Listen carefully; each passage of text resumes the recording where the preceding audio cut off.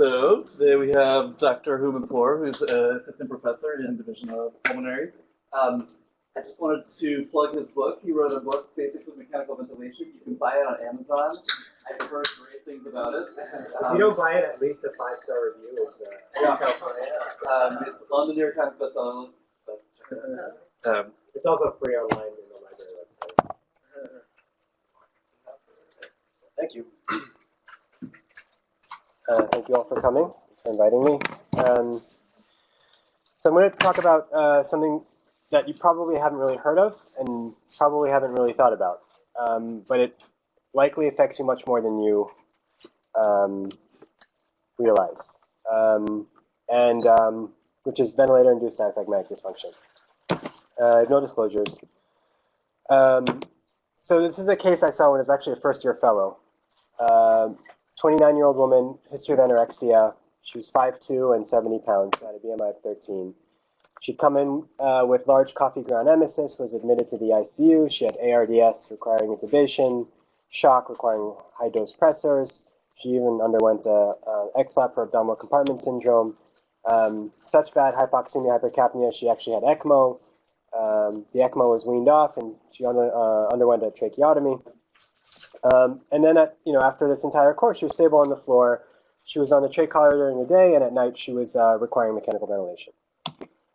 Her X-ray, pretty unremarkable. Mainly her lungs are clear. She does have this trach, and you can see how thin she is. On exam, her vitals, again, relatively unremarkable. Her saturation's 100% on trach collar. She's cachectic. She's, mouthing words, texting on her phone, moving all extremities. No JVD, a little tachycardic. Lungs are clear, abdomen's benign, no edema. And notably, she's alert, oriented. She has 4+ strength in all 4 extremities.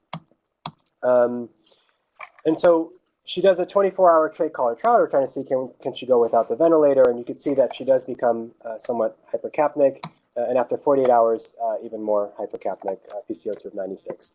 And this raised a question, and at this time she was denying shortness of breath, cough, or chest pain, and with physical therapy could walk about 75 feet twice using a walker.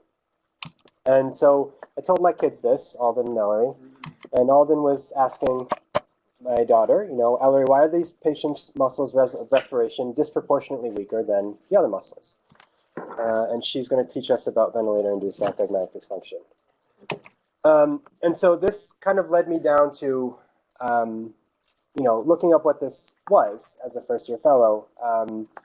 And when you kind of look up something like this, it leads you down a rabbit hole. And the rabbit hole I went down was that of mechanical ventilation.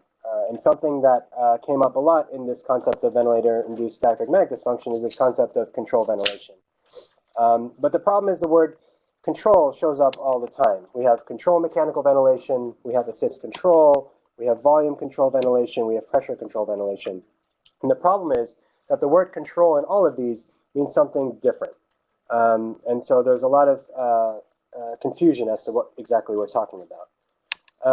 And so it led me to read this book, Principles of Mechanical Ventilation by Martin Kilbin. It's a book like this thick.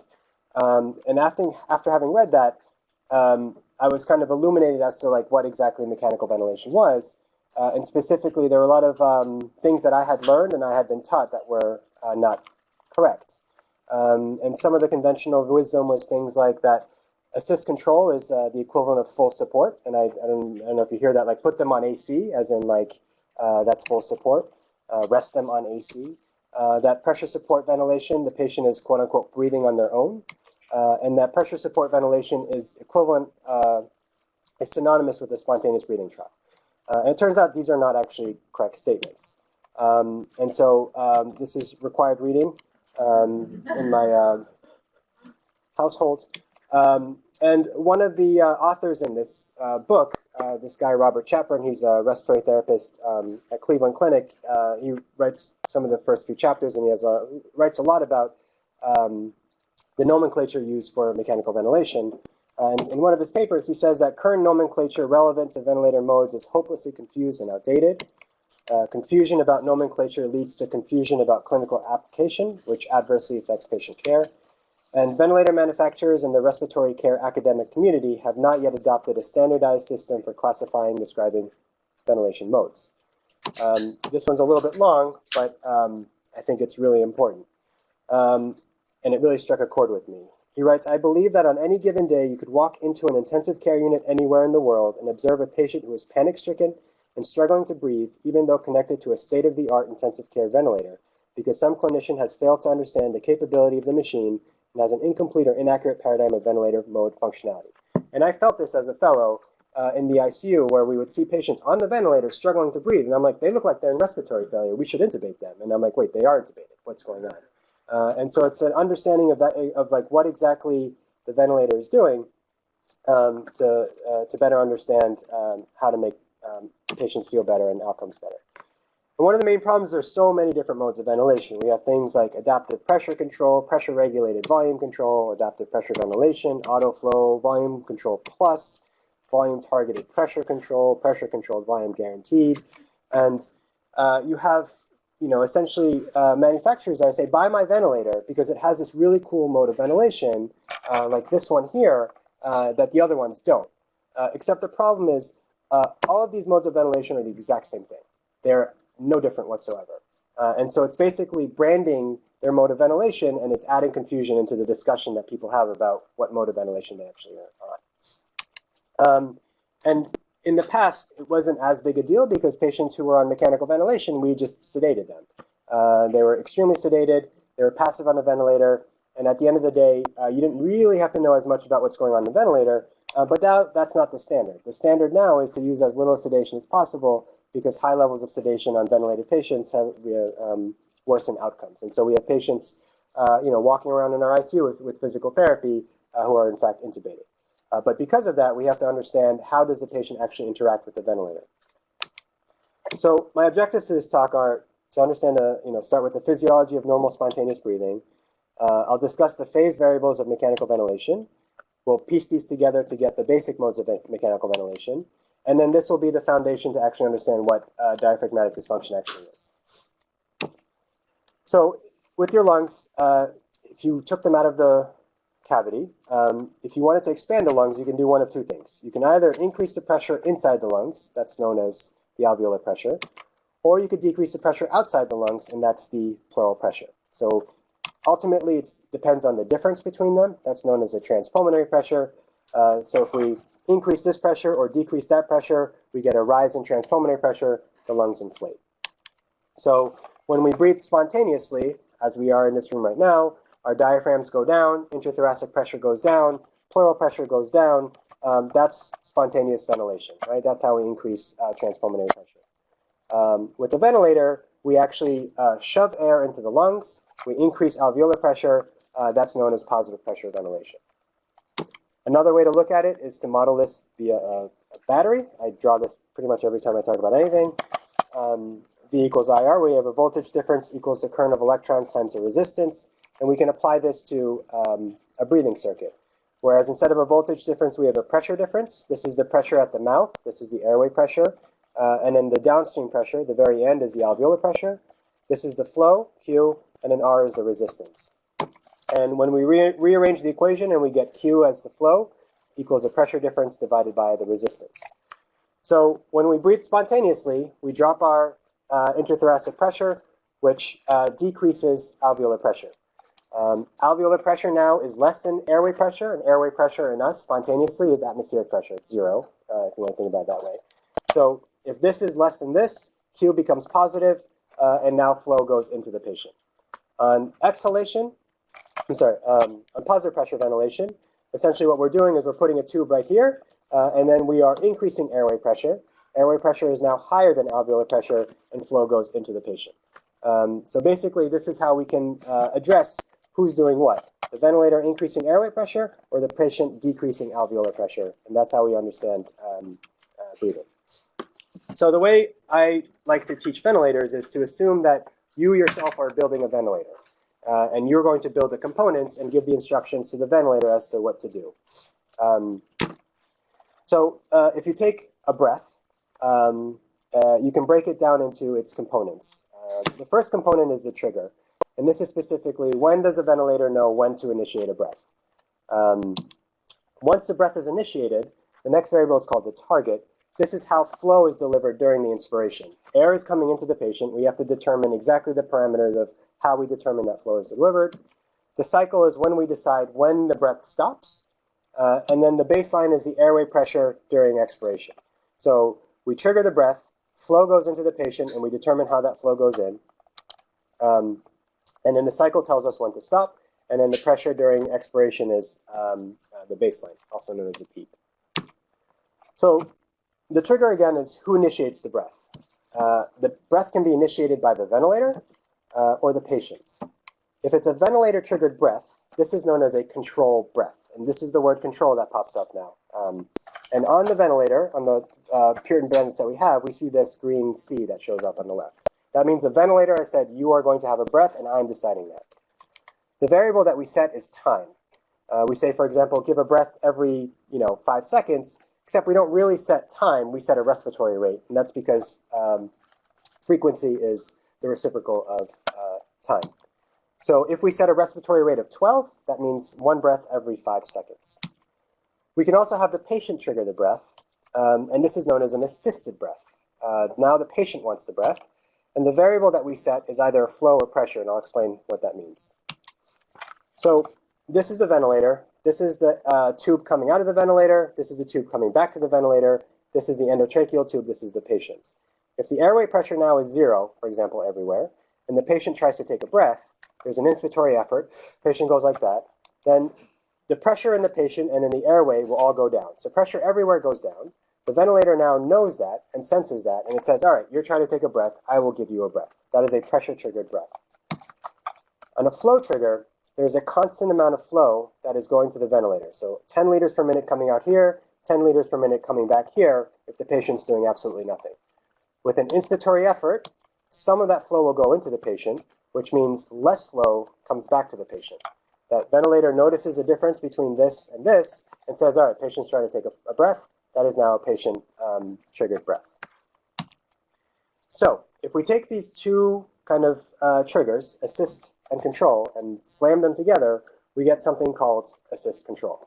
And the important factor here is that assist control only reflects the trigger, no other aspect. It simply tells you when. When does a breath get triggered? And so one very important aspect is, well, how much assist and how much control? If we have someone on assist control, how much is the patient triggering and how much is the ventilator doing it? And you can do some thought experiments. So assume that we set a control respiratory rate of 10 breaths per minute. That means 1 breath every 6 seconds. So on the ventilator, we set it at 10. And the patient's brain is going off every 20 breaths per minute, 1 every 3 seconds. And the question is, well, what percentage will be assist and what percentage will be control?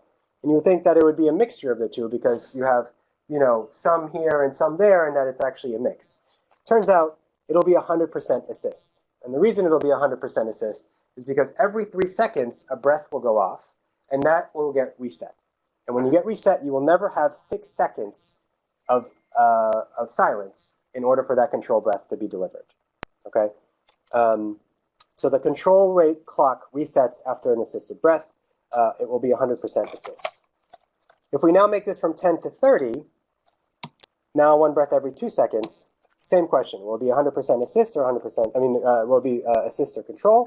In the same logic, it'll be 100% control. Because every 2 seconds, you're going to get a breath, and in essence, it will reset this. It's a little bit more complex than that. But in essence, it will reset this. And you will never have a prolonged period of time where the patient will say, I want a breath now. It'll be 100% control. Now, if we take this 30 and bring it down to 21, we now have 1 breath every 2.9 seconds. Again, what will the variation be? It will, again, be 100% control because every 2.9 seconds, you will have a breath triggered by the ventilator, and it will reset this. You will never have 3 seconds to do that. If I go from 21 to 19, 1 breath every 3.2 seconds, this will be 100% assist because now you're never going to have more than 3 seconds allowed. And this is really important because I went from 21 to 19, and I went from a patient not using their diaphragm at all to using their diaphragm all the time. And that's a very important concept to remember, particularly for stable patients that are on the floor on ventilators. So what is the target? The target is how the flow is determined during inspiration. Other words that are used for it include control and limit. These terms are a little bit problematic, and I'll get to that in a second. The variables that we use are the flow itself. We determine how the flow goes in, and the airway pressure. Volume is not a target variable. This is problematic in terms of the language because we have a mode of ventilation called volume-controlled ventilation, yet I'm saying volume is not a quote-unquote control variable. And now you can see why things are a little bit confusing. The reason volume is not a target variable is that if I tell you, how am I going to deliver the flow, and you say 500 cc's, you don't know whether you're supposed to give that flow fast, slow than fast, fast and slow. You have not determined the flow rate. The analogy is sort of like distance and speed. If I say, how fast should I go? And you say 1 mile, you're like, how do I do that 1 mile, right? And so the variable is how do you deliver the flow during that time period? So for a flow-targeted mode, we actually set the flow. We can set it, its shape. We could say give the flow at a constant rate like this, or a decelerating ramp where we give high flow at the beginning and then it decelerates like this. This is flow going to the patient, this is flow coming out of the patient, and then we determine how fast it happens as well. With a pressure-targeted mode, we say give flow to achieve a pressure. In this case, give flow to achieve this pressure, and whatever that flow may be. This is a proximal airway pressure. Another way to look at it is essentially with this equation. With a flow-targeted mode, I say set this flow variable. Whatever happens to this airway pressure variable happens. With a pressure-targeted mode, I say set this airway pressure. Whatever happens to this flow parameter happens. If I set a flow rate like this, I will get a pressure curve that looks like this. For the same exact patient, in the same exact circumstance, if I tell the ventilator, give me this pressure curve, I should get exactly this flow curve. Okay, they're exactly the same concept. In flow and pressure-targeted modes, you are still giving flow that results in an airway pressure that results in a volume. What changes, though, is when the patient changes. And this is where it becomes important. And the way I kind of teach this is I say that the ventilator is loyal to you. When you set a target, it will achieve that target, and it will do whatever it can to achieve that target. So this is our equation again. If the patient now bites the endotracheal tube, you get an increase in airway resistance. We are in a flow-targeted mode, which means the flow will remain unaffected. It will not change. If this has now increased and the flow is unchanged, then the airway pressure has to increase. And that's what happens when you hear the ventilator go up there. The patient has gotten up and bit the tube, right? Airway pressure goes up. On a pressure-targeted mode, when resistance goes up, airway pressure has to stay the same because it's loyal to you, it will not change. If this goes up, flow therefore has to go down. And so these modes don't necessarily change when you're just kind of taking care of a patient and nothing's going on, but the second something happens to the patient, like they bite the tube, their responses are different. Do they keep flow the same or do they keep pressure the same? Now assume that they take an inspiratory effort. When they do that, remember, you decrease alveolar pressure. Patient goes like that, alveolar pressure goes down. On a flow-targeted mode, flow should not change, and therefore, for this to not change and this to go down, airway pressure has to go down. And this is what you see on the pressure curve. If you look on the ventilator, when there's no inspiratory effort on this mode, you see that this looks like kind of a square. But when they try to make an inspiratory effort, that pressure drops. And you see this divot in the pressure curve. On the pressure-targeted mode, if you have a sustained effort with alveolar pressure like that, airway pressure stays the same, therefore flow has to increase. Okay. Finally, there's a cycle. This is when does inspiration end. The variables we use are, for example, volume, give flow until 500 cc is delivered, give flow for a certain amount of time, and then stop. And then the more complex one is give flow until the flow depreciates to a certain level. So flow cycling, using the flow variable, when we give a pressure-targeted mode, so flow to achieve this pressure, we are keeping this constant. And that airway pressure has two components to it. It has the component of blowing air through a straw, so air has to get through a straw. This is the flow times resistance part. And then it also has to inflate the balloon, the lungs themselves. This is the alveolar pressure part. At the beginning of inspiration, your lungs are not full, and therefore to achieve a pressure, you need a high flow to achieve that pressure. As the lungs fill up with more and more air, the pressure in the lungs go up, and therefore you need less and less flow to achieve that same pressure. The point being that when you give a pressure-targeted mode, you result in a decelerating ramp. And we can use this to say, measure this peak flow, and then when it comes down to a certain percentage of that peak flow, now we know that you're trying to stop breathing. And that's a more comfortable mode of ventilation if you think about it, because when you breathe, your flow is highest at the beginning, and near the end, your flow depreciates. It's not a constant flow rate. The baseline is simply the PEEP. That is the airway pressure during expiration. I won't talk more about that. So, what are the modes of ventilation? We just take the trigger, target, and cycle, we mix and match them, and we get our common modes of ventilation. So volume control ventilation, the most common one that we use, the trigger is assist control. That simply means that if the patient takes a breath, that's an assisted breath. If the patient does not, there's a control breath that happens. The target is flow, so we set the flow rate either like a decelerating ramp or constant flow. And then the cycle is volume, which simply means that we give flow until we achieve that volume, and then we stop. Something to appreciate is that inspiratory time is implicitly set.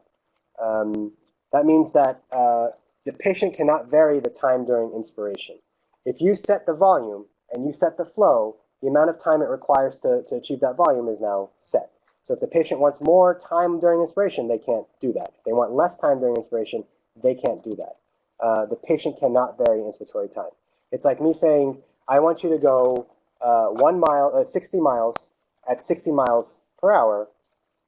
How long will that take you? It will always take you 1 hour, right? There's no variability in that. Pressure control ventilation, the trigger is assist control. Again, pressure control uses assist control as its trigger. The target is pressure. That means give flow to achieve this airway pressure. And then the cycle is time, which means give flow to achieve this pressure and maintain that for a certain amount of time. Again, inspiratory time is, in this case, explicitly set. Like you're saying, if you want inspiration for longer than this or not, doesn't matter. This is exactly what you get. The patient cannot vary inspiratory time. Which brings us to pressure support ventilation. The trigger in pressure support ventilation is assist. This orange S that you see is identical to this green A. And this is kind of a misunderstanding that happens a lot, and I see this often in the ICU, where someone will come by and they'll say, oh, they're breathing on their own, and they see this orange S. And it's like, no, it's the same thing, they're simply triggering. This trigger S and the trigger A are identical. There's no difference between that trigger. It's the same exact thing. It leads to a lot of, when patients are on pressure support in the ICU, like, what are you trying to do? This is an SVT, you're trying to extubate. No. This is still a mode of ventilation. It's just the trigger that's the same. The target is pressure.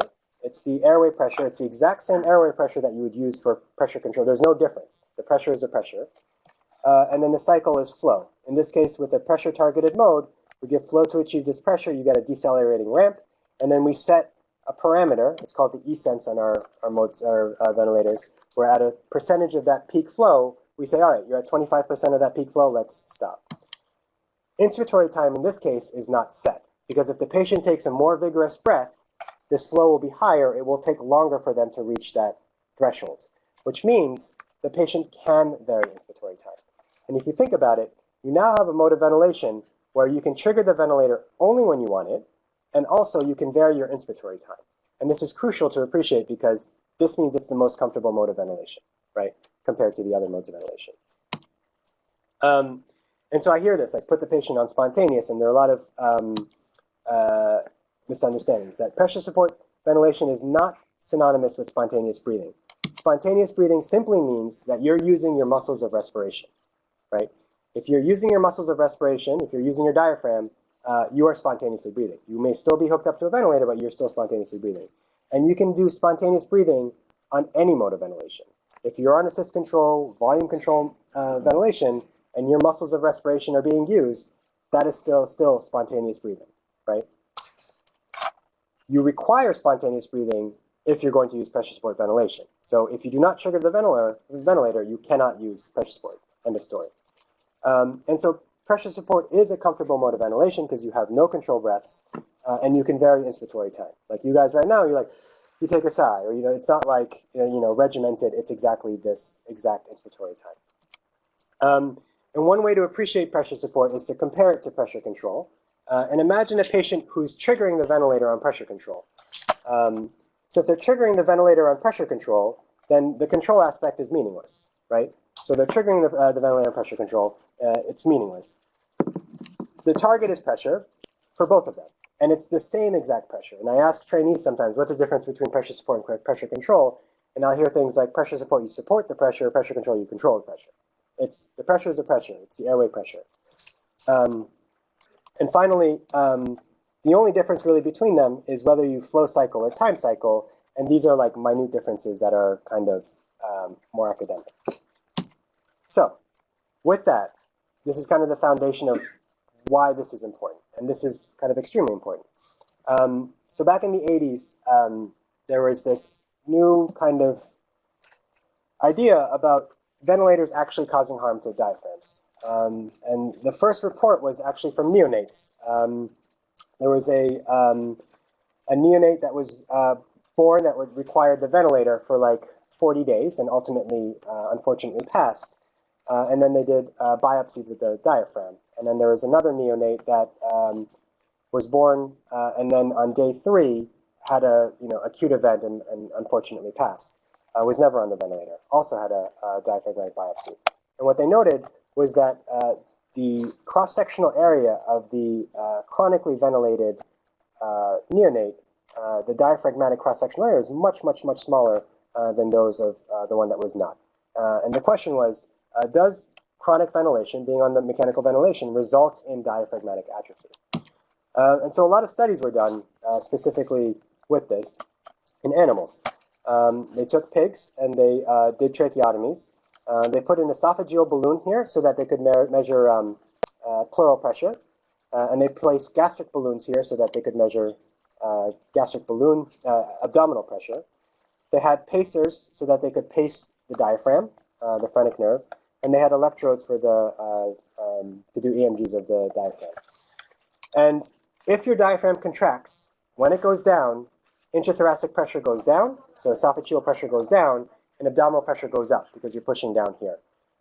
So if this difference goes up a lot, that means your diaphragmatic pressure is high. So this is known as a transdiaphragmatic pressure, the difference between these two. The bigger this difference, the harder your diaphragm is contracting. So when they ventilated these pigs on controlled ventilation, they then stimulated their diaphragms to see how strong they were. Oops. And at various frequencies, this is day 1. This is the transdiaphragmatic pressure, so the amount of force the diaphragm could generate. At day 3 and day 5, you could see that the diaphragm is already quite weak. So by ventilating these pigs, it resulted in them having weakness of their diaphragm. And when they looked at their EMGs, it was a decrement in their amplitude of the diaphragm, which means that it's a problem with the diaphragmatic muscle and not with the phrenic nerve. And you can see again that there is a decrease in the amplitude of the diaphragmatic muscle. The diaphragms are becoming actually weaker. Another study took 39 rats and split them up into 3 groups. Those underwent mechanical ventilation, so they underwent a tracheotomy, given anesthesia, and they had complete diaphragmatic inactivity. So this is your control breaths on assist control, or control ventilation. There was another group that just got a tracheotomy but were spontaneously breathing. And then there was the control group that had no intervention. Their diaphragms were removed, and they wanted to look at the force that the diaphragms could exert. And what they found, this is the control group here, was that after 12 hours of mechanical ventilation at all of these different frequencies, the diaphragms became weaker, just 12 hours. And then at 24 hours, it was even stronger. So being on mechanical ventilation at a very short period of time with diaphragmatic inactivity resulted in significant diaphragmatic weakness. This is the spontaneous breathing group, absolutely no difference. So you do a trach, give them anesthesia, let them breathe, no difference. This is the kind of major trial in the New England Journal in 2008, where they took 14 brain-dead organ donors, and so they're on mechanical ventilation for 18 to 69 hours, and because they're brain-dead, they're not stimulating their diaphragms, they require controlled ventilation. Their diaphragms are silent. And then they had 8 controls, and these were patients that were undergoing thoracic surgery for other reasons, like lung cancer or something like that. They took snippets of their diaphragms. And then they compared the two with diaphragmatic biopsies. And similar to that case I showed you, those that were the brain dead patients with diaphragmatic inactivity, you could see had a significantly smaller cross-sectional area of their diaphragms compared to the controls. And it didn't matter if it was a slow or fast myosin heavy chains. Quantitatively, the cross-sectional areas, slow twitch fibers, fast twitch fibers, the cross-sectional areas were much lower in the case groups. Total glutathione levels were lower, the thought being that there's some degree of oxidative stress that occurs when you have diaphragmatic inactivity. Caspase levels were elevated. Caspase is involved in the proteolytic pathway, so these are breaking down the muscles in the diaphragm. As were atrogen and MRF. These were also involved in the ubiquitin proteasome pathway, again, proteolytic pathways where muscle is being broken down. So diaphragmatic inactivity results in muscle breakdown of the diaphragm in as short as 12 to 24 hours. But then you ask, well, these brain dead patients, maybe something else is going on. Maybe there's some diffuse muscle thing that's going on. They also did biopsies of their pectoralis major and compared them to the other group, and there was no difference. So it has nothing to do with muscles in general. It's a diaphragm-specific thing. You could think evolutionarily, there's no reason why anyone would ever have absence of the diaphragm ever contracting, right? You would basically not be alive. And so this was a recent study that came out last year, 211 intubated patients, and they looked at diaphragmatic thickness measured by daily ultrasound. And when you ultrasound a patient and look at their diaphragms, when the diaphragm contracts, it thickens. And that's what happens when a muscle contracts. They also looked at inspiratory effort, how hard a patient was working, and the diaphragmatic thickening fraction, so the more thickens per breath. And then also they had some patients where they did EMGs and looked at electrical activity. And what they found was that from the moment you got intubated and you did daily ultrasounds of the diaphragm, if the thickness of your diaphragm went down during your course in the ICU, your rate of extubation also went down. So here is no change, 0%. As you have more and more kind of atrophy of the diaphragm, your likelihood of extubation went down, indicating that perhaps diaphragmatic atrophy is playing a role in this. And so my daughter was very upset. She said, can we prevent or at least mitigate the negative effects of mechanical ventilation on the diaphragm? And her answer is yes, you just need to breathe. And so this comes back to why I went into grave, painful detail about the trigger. Because the trigger is who is initiating the breath. And if you initiate the breath, you're using your diaphragm. If you're not initiating your breath, you're not using your diaphragm.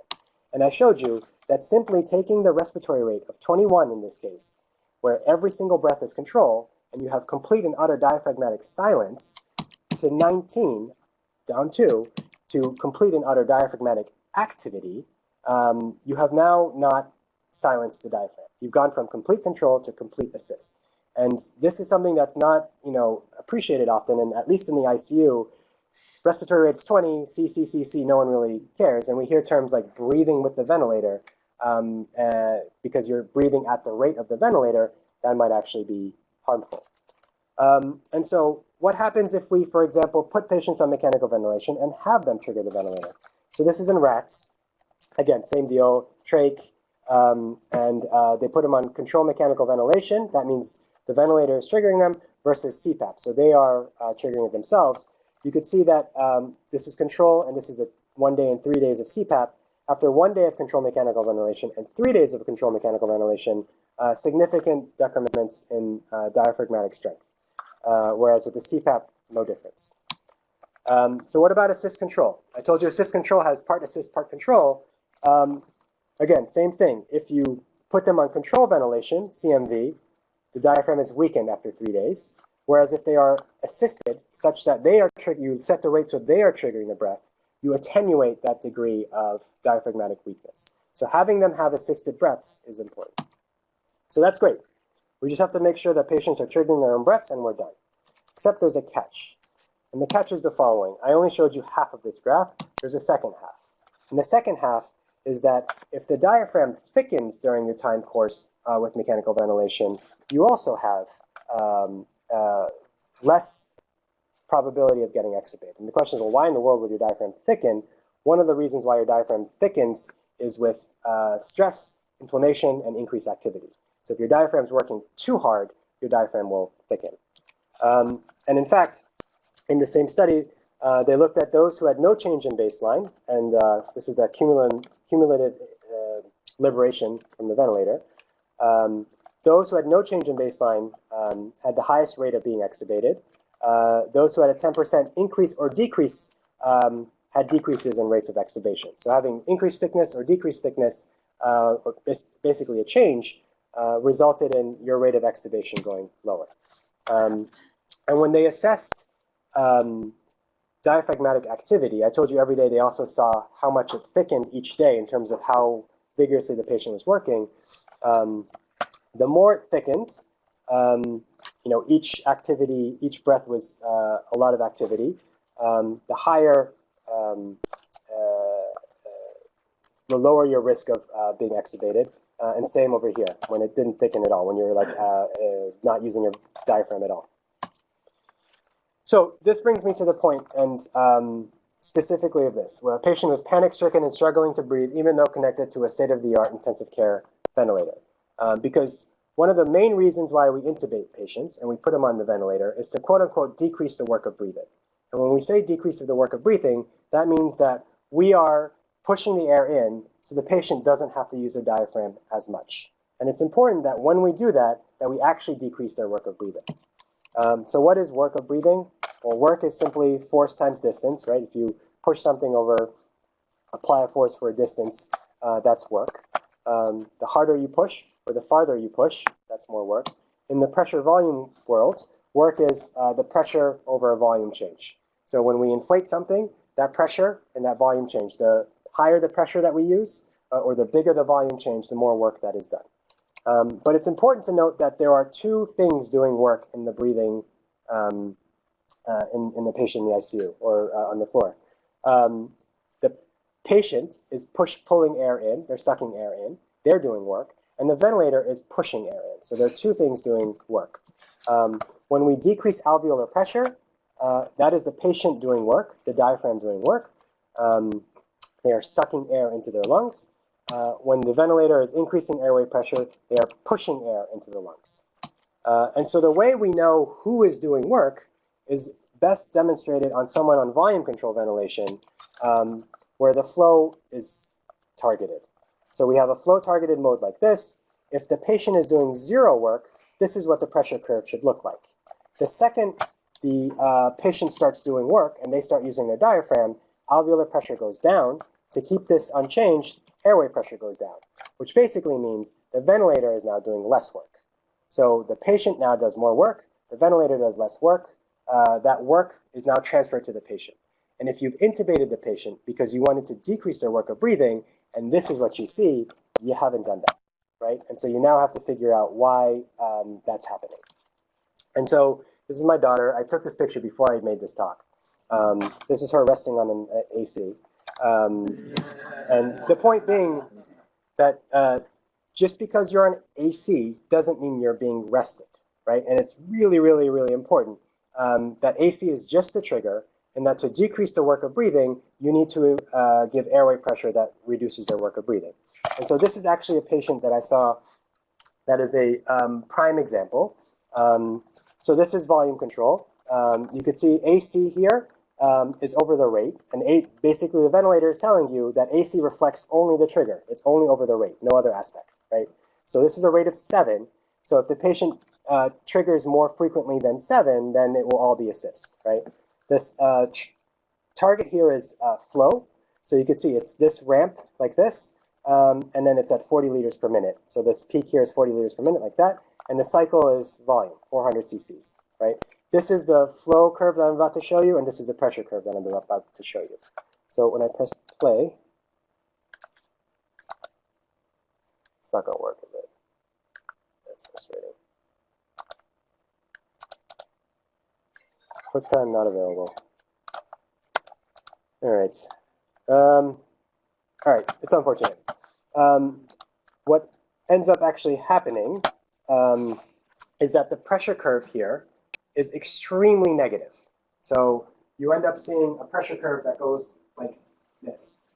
So it goes negative. So you have someone on quote-unquote positive pressure ventilation, yet their airway pressure is extremely negative. And this was a patient who was like had some overdose, otherwise was just like not following commands, but was breathing fine, taking in massive respiratory efforts, right? But because this flow was set and this volume was set, any more effort that they had would just result in a decrease in airway pressure, right? So what I did was I then put this patient on pressure support of 0. So on volume control, the volume was 400. I then put this patient on pressure support of 0, which means that when the patient takes a breath, they decrease airway pressure. Flow has to be given to maintain that pressure of 0. So not negative, but 0. When I did that, you got a tidal volume of 800, right? So pressure support of 0 over 0, which is what I did when I clicked it on the video, is the equivalent of being disconnected from the ventilator, right? So the airway pressure is 0. So pressure of 0, 0, 0 is being disconnected. When I put the patient on volume control, with the same effort, they only got 400 cc's. Now think about that for a second. This bothered my daughter a lot. If you are on disconnected from the ventilator completely, and with that inspiratory effort, you get 800 cc's, right? Now you put that patient on a volume control mode, and you give instructions to the ventilator to only give 400, how in the world is the ventilator going to do that? The way the ventilator has to do that, it has to restrict flow, right? It actually has to restrict flow in order to only give you 400, when with the same effort, you got 800 when you're connected to nothing, which is a crazy thought. It's basically like, all right, I'm going to obstruct your airway for that to happen. Now, we don't generally see that all the time, but we see that enough where patients are really pulling really hard, and we're not allowing them to do that. And so one of the times that we often restrict their flow, specifically, is with ARDS, because we do not want large tidal volumes. When they get large tidal volumes, with ARDS, it's increased mortality. This is the ARMA trial, but they're still pulling really hard. And in scenarios like that, it's important that they require sedation and possibly even paralysis, so that increased work and increased demand on their diaphragms does not happen. This was a study with ARDS, neuromuscular blockade. Those that got paralyzed had a mortality benefit, but the mortality benefit happened at like 20 days, which is a little weird. And one of the theories was perhaps this was, 48 hours of paralysis, like chill out your diaphragm, calm down, and then when things get better, that may happen. The most recent neuromuscular blockade trial, the ROSE study, was actually negative, so I don't really know what to think of it. That's happened like a couple months ago. So in addition to providing what we say lung protective ventilation, we should consider things like diaphragmatic protective ventilation. And we need kind of like good RCTs to say like this is how we should do this. And so it's sort of like Goldilocks and the Three Bears, but Goldilocks and the Three Ventilator strategies. You don't want too much support and silence the diaphragm, where now you have diaphragmatic atrophy and diaphragmatic weakness. You don't want enough, too little support, where now the patient is working too hard and they get diaphragmatic thickness and inflammation and ultimately bad outcomes, but just right. And how you determine that is unclear. So in summary, the current nomenclature for mechanical ventilation is confused and outdated. Remember the phase variables: trigger, target, cycle, and baseline. AC refers only to the trigger, not the other aspects of the breath. And if you have controlled ventilation, if you see that C, C, C, C, you're silencing the diaphragm, and that can lead to diaphragmatic dysfunction. So beware of your controlled respiratory rate. So when you have patients on the floor, particularly in the back of your head, you're like, is this patient weanable? Don't have their rate at 20. Have their rate lower and make sure that they're triggering the breath. If they're not triggering the breath and they're becoming acidemic, then they can't be weaned. So that's that. And so, you want to see the A, you want to see the S. And we need, RCTs to determine what the best strategies are to manage diaphragmatic protection. With that, thank you very much.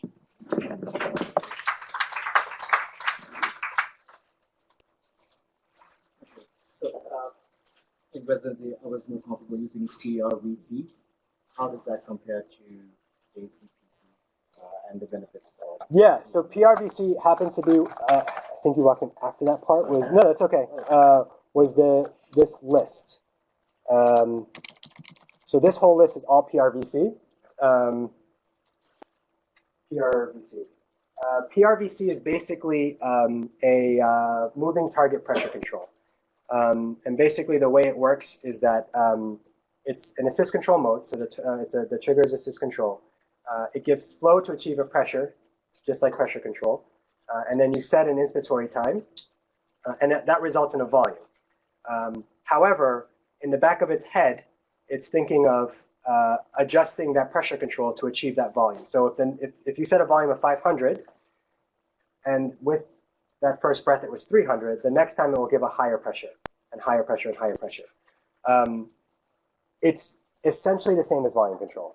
And the reason is that when the patient takes a deeper breath and pulls harder, the ventilator decreases the airway pressure to achieve that same volume.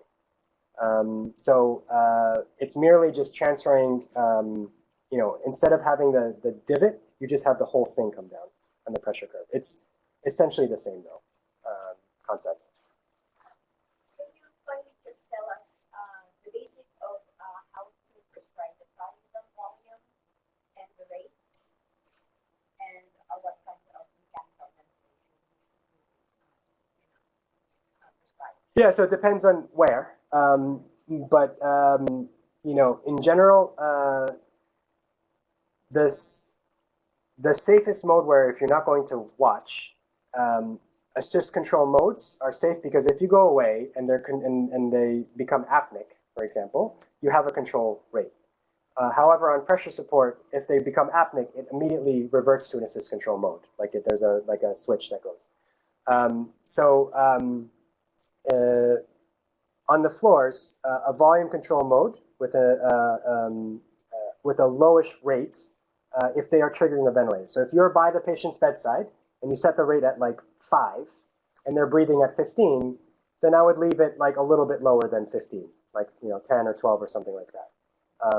If on the other hand, they're not breathing, then they need, if you have someone who's has no, respiratory drive whatsoever, or they're so altered that they're not triggering the ventilator enough, then you have to adjust it based on their PCO2 ultimately, because now you're in charge of their breathing. The tidal volume in general, 6 cc's per kg is kind of the safe level of ideal body weight. Again, it's if you gain 50 pounds of fat, your lungs don't grow.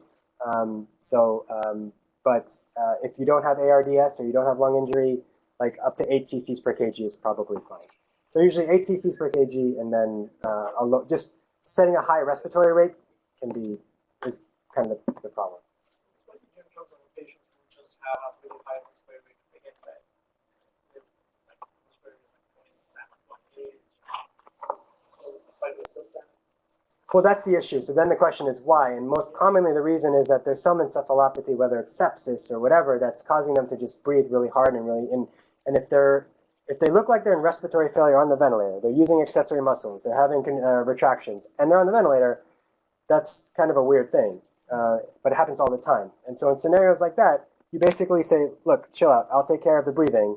And in those scenarios, you actually will need sedation to manage that. One of the main reasons in shock, for example, that we intubate patients is we're basically saying shock is a state of decreased perfusion to organs.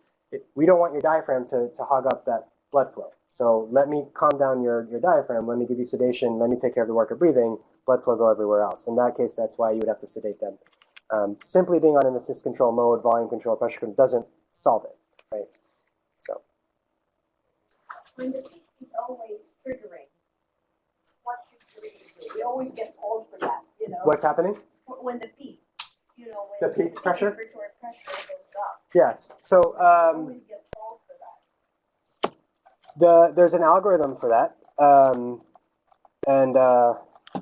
it's chapter 4 in this book. Hold on. Wait a second. So this is the airway pressure. It's equal to the flow times the resistance plus the alveolar pressure, right? So if this pressure goes up, it's either because the resistance has gone up, they bit the tube, mucus plugging, something like that, or the alveolar pressure has gone up. They're bearing down, they have a pneumothorax, they have something like that. The way you differentiate is something called an inspiratory pause. When you press that, after the breath has been delivered, it shuts everything off, and therefore there's zero flow. So the pressure that remains is only the alveolar pressure. If that's elevated, then you know it's because of this problem. If it's not elevated, then you know it's because of this problem. Common things on the floor, it's usually a resistance problem, patients biting the tube, or there's a mucus plug. But you have to be aware that they have pneumothorax, pulmonary edema, ascites, something like that. You can ask me ever. Cool.